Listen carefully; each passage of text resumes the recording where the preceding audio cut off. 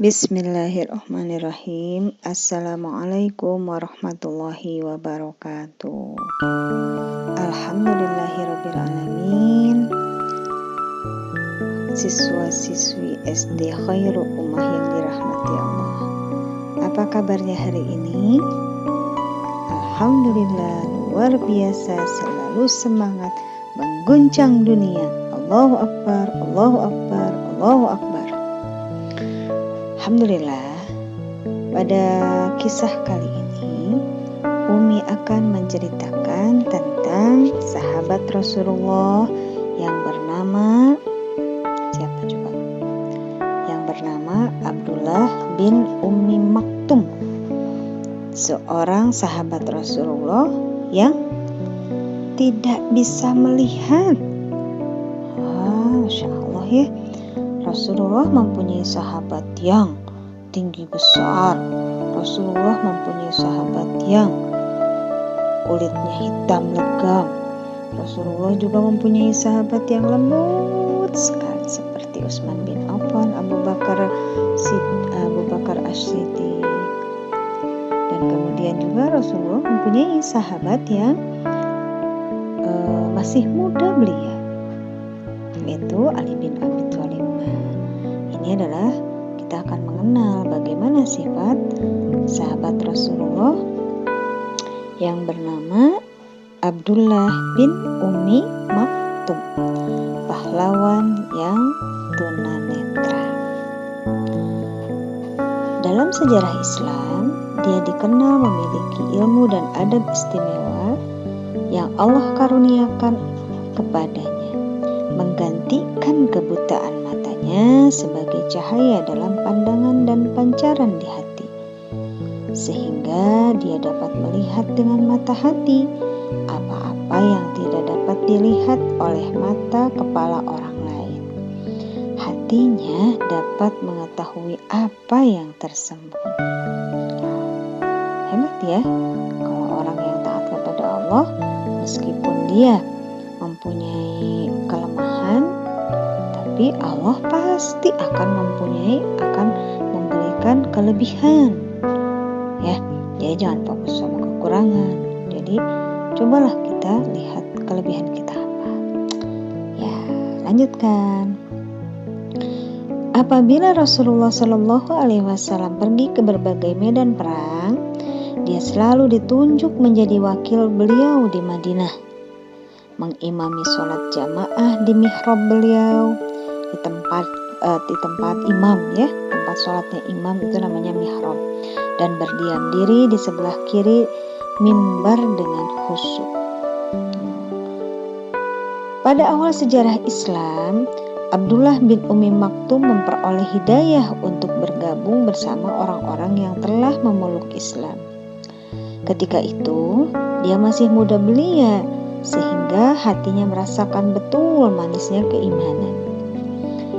Ketika dia menjelang dewasa, dia merasakan bahwa ajaran Islam telah menjadikan hatinya bersih, sehingga walaupun matanya tak mampu melihat, namun itu merupakan nikmat besar yang dikaruniakan Allah kepadanya.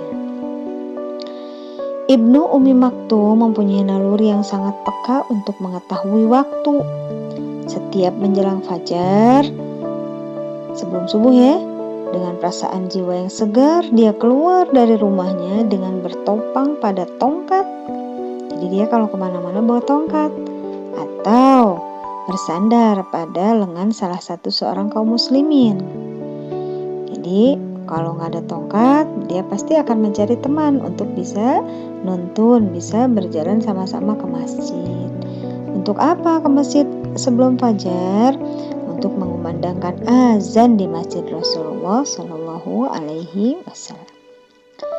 Dia selalu bergantian azan dengan Bilal bin Rabah. Salah satu dari mereka berdua azan, maka yang lainnya bertindak mengumandangkan iqamat. Namun Bilal mengumandangkan azan semalam untuk membangunkan kaum muslimin, sedangkan Ibnu Ummi Maktum mengumandangkannya pada waktu subuh. Oleh sebab itulah Rasulullah bersabda terkait pada waktu sahur pada bulan Ramadan, Makan dan minumlah kalian hingga Ibnu Ummi Maktum mengumandangkan azan. Ini batasannya, batasan kita boleh makan dan minum itu sampai terdengar azan subuh. Allah telah memuliakan Abdullah bin Ummi Maktum. Ketika Nabi sedang duduk bersama dengan para pemuka Quraisy, di antara mereka terdapat Uqbah bin Rabi'ah. Beliau bersabda, "Tidaklah baik sekiranya kamu datang dengan begini dan begini."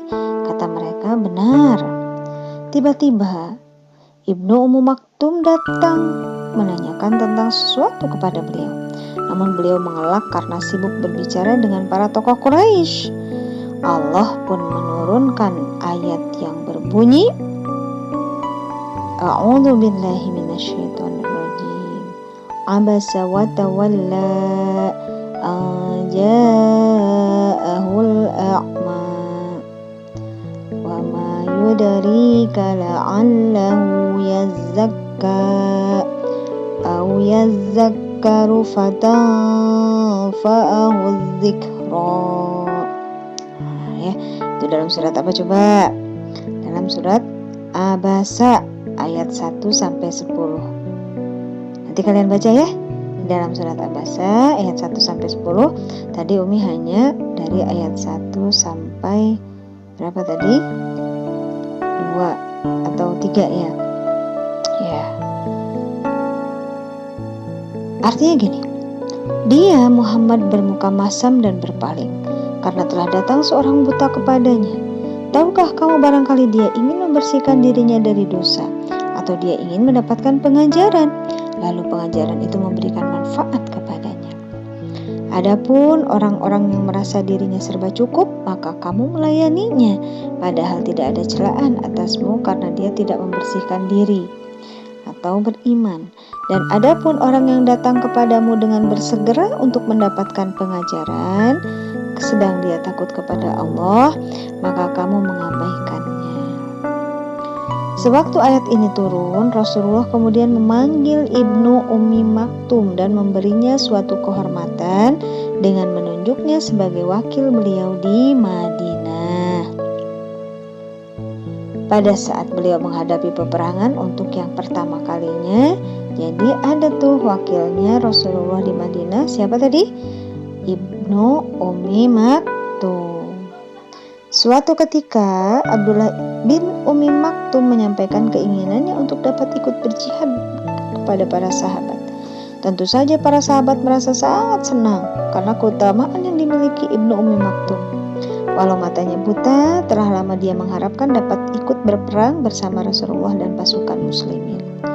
Abdullah bin Ummi Maktum merasa sangat sedih dan pilu ketika ayat turun wahyu kepada Rasulullah yang berbunyi, "Tidaklah sama antara orang mukmin yang duduk yang tidak ikut berperang."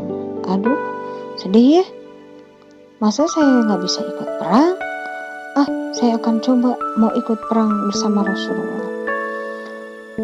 Ia pun berkata, "Ya Allah, kau berikan ujian begini, bagaimana aku dapat berbuat?" Kemudian turunlah ayat yang lainnya, selain yang mempunyai uzur. Ya, uzur itu kelemahan. Jadi kalau misalkan dia punya kelemahan, ya tidak apa-apa, tidak ikut pun. Kemuliaan seperti apakah gerangan yang lebih tinggi dari penghormatan ini, di mana wahyu diturunkan 2 kali lantaran permasalahan Ibnu Ummi Maktum. Yang pertama merupakan teguran kepada Rasulullah SAW, dan yang kedua ketentuan berperang bagi orang yang mampu dan berhalangan. Termasuk diantaranya adalah Abdullah bin Ummi Maktum. Sebab Allah menurunkan ayat-ayat tersebut, salah satunya adalah karena ada permasalahan dengan Abdullah bin Ummi Maktum. Masya Allah ya, jadi dikenang ya oleh Allah. Walaupun demikian, Ibnu Ummi Maktum tetap mempunyai hasrat yang kuat untuk berjihad fisabilillah bersama barisan kaum muslimin. Dia telah mengungkapkan hasratnya berulang kali. Dia berkata kepada para sahabat Rasulullah, "Serahkan panji itu kepadaku, karena sesungguhnya aku adalah seorang buta sehingga tidak akan dapat melarikan diri. Tempatkanlah aku di antara kedua pasukan." Sang sahabat yang mulia dan agung itu tidak berakhir hayatnya sebelum Allah mengabulkan hasrat hatinya tersebut. Pada saat perang Qadisiyah, ia turut berperang sebagai pembawa panji pasukan yang berwarna hitam. Dia adalah seorang buta pertama yang turut berperang dalam sejarah peperangan Islam. Nah, itulah ya anak-anakku sekalian. Ini adalah kisah sahabat yang bernama Abdullah bin Umi Maktum. Seru ya? Alhamdulillah, Allah itu sangat sempurna ketika menciptakan seseorang. Nah, kesempurnaan itu ketika Allah berikan kepada Umi Maktum adalah tidak bisa melihat. Bukan berarti Umi Maktum itu adalah cacat atau kekurangan, tidak. Tapi Allah berikan kelebihan-kelebihan yang lain di antara kekurangannya. Sama seperti kita pun juga demikian. Ketika kita diberikan kelemahan, gak bisa sesuatu, maka insya Allah Allah akan berikan kelebihan pada hal yang lain. Oke ya. Nah, jangan berputus asa, teruslah berlatih, teruslah belajar, sehingga kita akan menjadi mulia di sisi Allah karena sebab kita menjadi orang yang berilmu.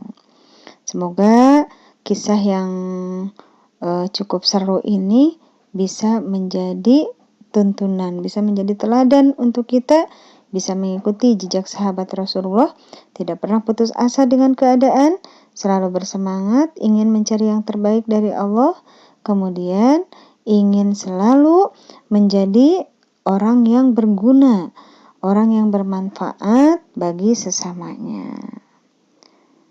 Oke, kita lanjutkan episode berikutnya pada cerita-cerita sahabat yang lain. Assalamualaikum warahmatullahi wabarakatuh.